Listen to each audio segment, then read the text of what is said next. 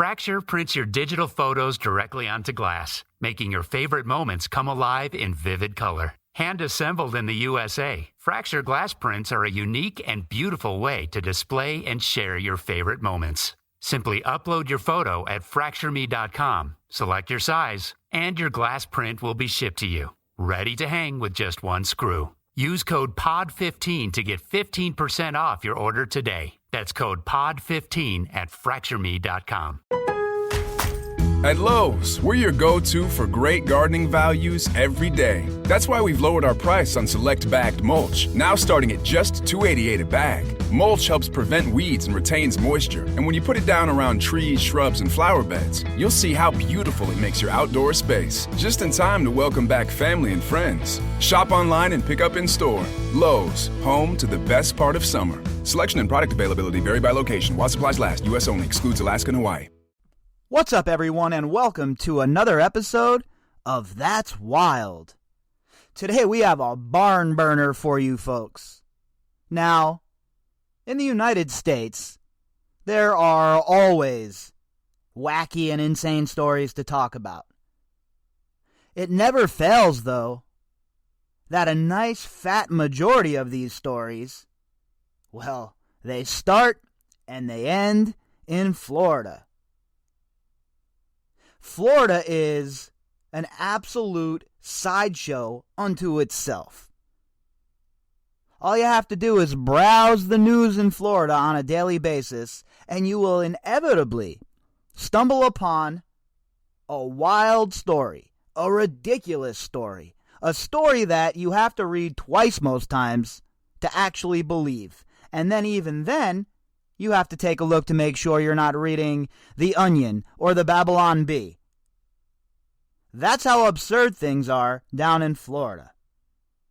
And the story we're going to talk about today, folks, most certainly fits the bill. So, I'm going to be the conductor on this wild ride. My job is to drive. I ask that everybody keeps their hands and their arms inside of the vehicle, and please, under no circumstances, feed the animals. Because, folks, it's about to get wild. Our article today is from the National Post. And the headline? Florida man accused of killing an iguana invokes the stand your ground defense. Now, for those of you who might not be from America or not familiar with the stand your ground defense, it's a law put on the books, meaning you get into an altercation or your life's in jeopardy, you're allowed to kill that person that is going to perhaps kill you or that's jeopardizing your life. And it's a law that they have in several places, but it's certainly a law down in Florida. Now, when they put this law on the books, I'm pretty sure they didn't mean iguanas. Now, let's jump into the actual story here by the National Post staff, and let's see what in the hell is going on. A Florida man who faces 5 years in prison for brutally kicking an iguana to death has argued for the charge to be dismissed based on the state's stand your ground law. All right, first thing, what are you doing kicking an iguana? Now, I don't know about you folks out there, you're familiar with an iguana or not. I've had several friends who have had them. I've seen them in the wild before. They've never messed with me. Certainly no reason that I've ever seen from an iguana to kick one. So I don't know what sort of basis this guy could try and use the stand your ground law for kicking an iguana to death. We're not talking about a savanna monitor here. We're not talking about a Nile crocodile. We're talking about an iguana, folks. The law states deadly force can be used if the person reasonably believes that using or threatening to use such force is necessary to prevent imminent death or great bodily harm. Yo, this iguana must have been something out of one of the new Godzilla movies. Was this one of the creatures or critters that they found at Skull Island? How big is this iguana that you feel like your life is in jeopardy, homie? You live in Florida. You got all kinds of wild things that can kill you down in Florida. And you're worried about an iguana to the point where you curb stomp it and give it the business out in the middle of the road? And then, to top it all off, you're going to try and act like you're using the stand your ground defense so you don't get in trouble with the law? Oh boy, Florida. Come on, Florida. PJ Nalaja Patterson had been arrested on September 2nd, 2020, after he allegedly beat, dragged, and kicked a 3-foot-long iguana in Lake Worth, Florida. All right, so there's our answer for how big this thing was. 3 feet. A 3-foot iguana, and I'm guessing that's with the tail included, right? We got the whole package here, I'm guessing. A 3-foot iguana. And you have to kick, beat, and drag it through the street? Because it was going to murder you? Sounds to me like this dude is just a psychopath, first of all. Second of all, sounds like he's one of them guys who thinks it's a good idea just, to stomp on animals for no damn reason. Certainly seems like a fantastic fella, huh? The kind of guy you want as your neighbor. I mean, on what planet does it sound like a good idea to beat the living hell out of an iguana in the middle of the road? I'm guessing, here's what I'm guessing happened, all right? And I wasn't there, I know. But here's what I'm guessing happened. I'm guessing the iguana was minding its damn business. And that this guy is just a plain psychopath, a lunatic, and decided to go and have a boot party on Mr. Iguana as the iguana's just taking a stroll down the street, enjoying some Florida air. Maybe he's out on spring break. Do iguanas have spring break? I don't know. If they do, what's their equivalent? That's what the iguana was doing, having a walk down the road. And then this madman comes out of nowhere and curb stomps him? His attorney, Frank Vasconcelos, and Carrie Hotwout filed a motion to dismiss the charge, arguing that their client was in fact trying to save the iguana from getting run over by cars. Oh, well, there you have it, folks. This guy isn't just a psychopath. He wasn't having a boot party on an iguana. He wasn't dragging it across the street. What you saw is incorrect. He was, in fact, trying to save the iguana from a terrible fate that would have included being run over by cars. So, like the hero he is, this gentleman put his life on the line dealing with a gigantic, huge 3-foot iguana and went to save it. But things took a turn for the worst, and the giant monster, the Godzilla-like creature, couldn't be wrangled. It couldn't be saved. So for its own good, I had to stomp it out. Are his lawyers for real? Did they really file that? I mean, come on, guys. And the judge, you got to think the judge sees this come across his desk or her desk, and they say to themselves, I really got to move out of Florida. If it wasn't for the state taxes, boy, I'm sure they'd all be packing up and heading on out. After rescuing it, a crowd had agitated the animal, which in turn bit Patterson's right arm when he tried to move the animal, the motion stated. Patterson then kicked the iguana as far as he could, and later had to get 22 staples in his arm because of the bite. Well, breaking news, pal. The iguana? Well, that's a wild animal. If you're going to go out there and, play Dr. Doolittle, chances that you might get bit. Doesn't mean after you get bit, you rugby kick the iguana down the block, you pick it up and give it a punt like you're playing football. So this guy says in his story, now remember, in everybody's story, everybody is the hero, right? Nobody's ever the bad guy in their own story. So in this guy's mind, in his story, he ran out there like the hero. He saved the iguana, and the iguana was so ignorant and didn't show any gratitude, and in fact was so mean and evil that it bit him Well, what did you think was going to happen, pal? You have an agitated lizard creature, human beings picking it up, maneuvering it, grabbing it. Chances you might get bit. In this case, Patterson acted in a reasonable manner under all the circumstances, because the wild iguana was first to engage with physical violence during the encounter, the attorneys wrote. This is, is this real life? Again, are we really sitting here reading this? Am I sharing this article with you folks? Some dude, let me recap again, just to be clear. Some dude was in fear of his life of a 3-foot iguana that he ran out to save in the first place, but it bit him. So according to his lawyers, the iguana engaged in trial by combat first, and all their client did was oblige the 3-foot reptile. So since the reptile bit him, the iguana bit him, it was okay for him to go Gregor Clegane on the iguana and kick it down the block, drag it, and kill it. That's what his lawyers are saying. Since the iguana engaged first, it was no holds barred after that. We're in Florida, don't you know?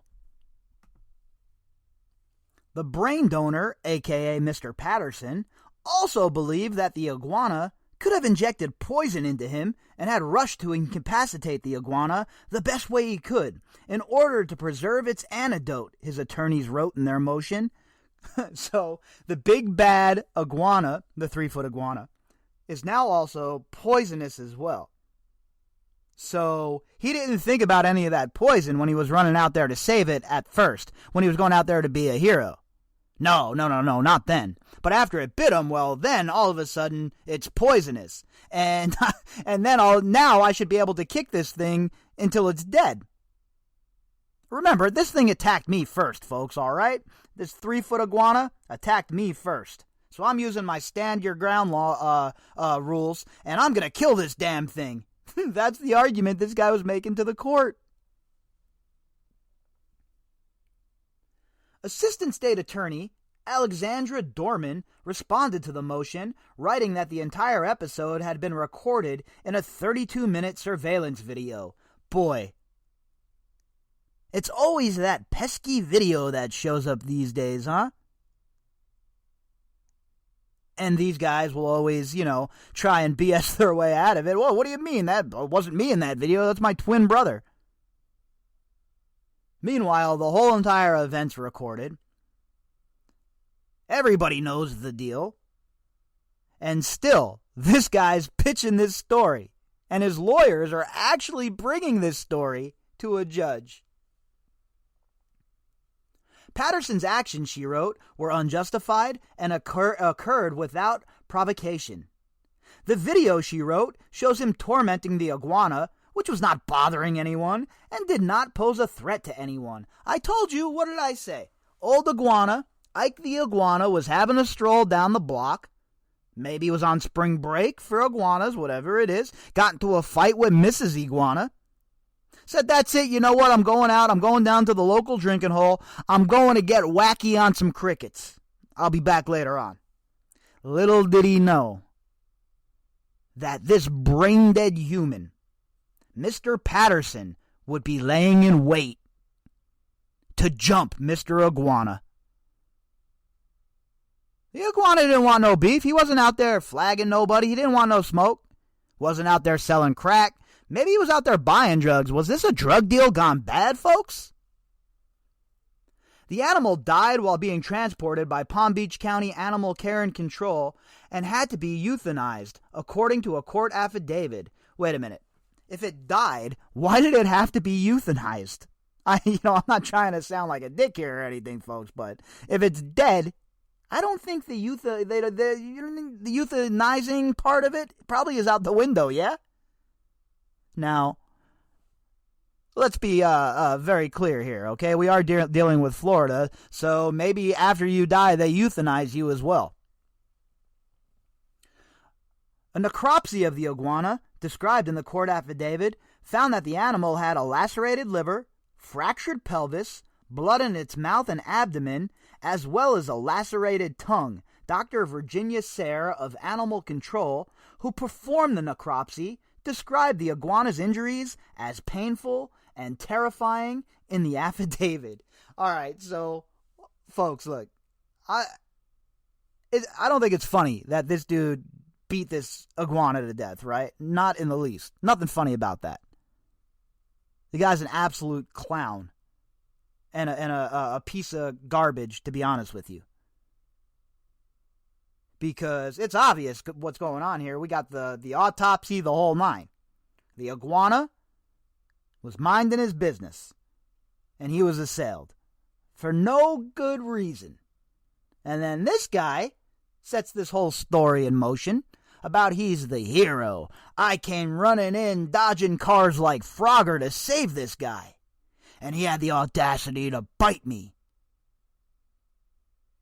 Meanwhile, the video shows that none of that really occurred, and this guy's just a sadistic lunatic.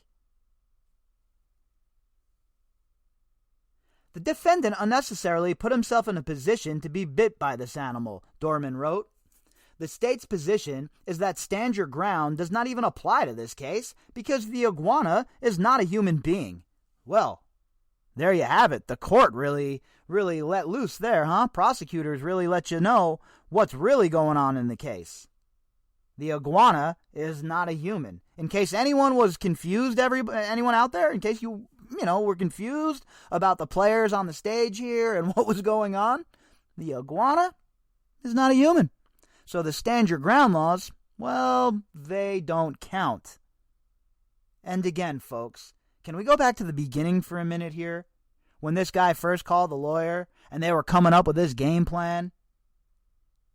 Like, this has to be the kind of lawyer that you get from the back of like a receipt from the grocery store or something, right? This isn't a real lawyer. This is Better Call Saul on methamphetamine.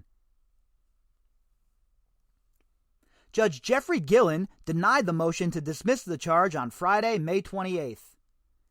Vascon Kellos, however, has argued that his client is innocent, and in his comments to CNN, the two will fight this case until the very end. He also added that the iguana bite left his client with permanent marks. Patterson is due back in court on July 30th. Well, folks, look, I know that your day most certainly was not complete without knowing about Mr. Patterson, his fight with the iguana, and everything in between. So I'm glad that I was able to slide on in, spend a good, roughly 20 minutes with you, and bring this piece of wild news to the catalog. Because, my friends, I have a funny feeling on this portion of the podcast, we're going to be spending quite some time down in Florida. So I suggest perhaps grabbing a pair of flip-flops, maybe one of those cool mixed drinks with an umbrella in it, and getting comfortable. If you'd like to contact me, you can do that at bobbycapucci@protonmail.com. That's BOBBYCAPUCCI@protonmail.com. You can also find me on Twitter at BOBBY_CAPUCCI. The link that goes with this episode can be found in the description box. All right, folks, we'll be back tomorrow with another episode of That's Wild.